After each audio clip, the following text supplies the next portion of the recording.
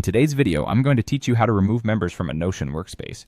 Whether you're updating your team or organizing your personal projects, understanding how to manage your workspace is essential for maintaining an efficient environment. So, let's dive in and take you through these simple steps to ensure your workspace is up to date. To begin, you'll want to make sure you're logged into your Notion account. Open your preferred browser and navigate to Notion's website. Once there, enter your login details and access the workspace you wish to manage. If you're using the desktop app, simply open it and select the correct workspace from the list. Now that you're in your workspace, let's head over to the settings.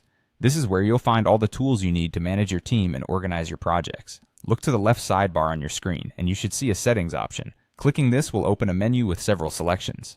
What you're looking for is either labeled as people or members, depending on the version of Notion you are using. Clicking on this will take you to a list of all the members currently assigned to your workspace. Next, you need to find the specific member you want to remove. Scroll through this list until you find their name, or if the list is lengthy, you can use the search bar located at the top for a quicker approach. Simply type in the name of the person, and Notion will narrow down the results for you. Once you've located the member, you'll see a series of 3 vertical dots next to their name, commonly known as the More Options menu.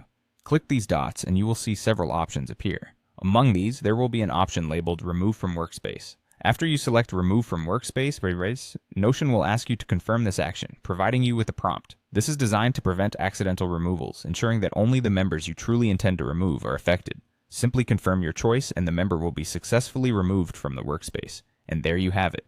Following these steps will allow you to efficiently manage your Notion workspace members, ensuring that your team is just the right size and composition for your current projects. Remember, routinely checking and updating your list of members can help you maintain organized and secure workspaces.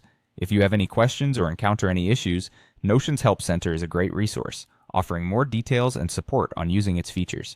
Thanks for watching and happy organizing.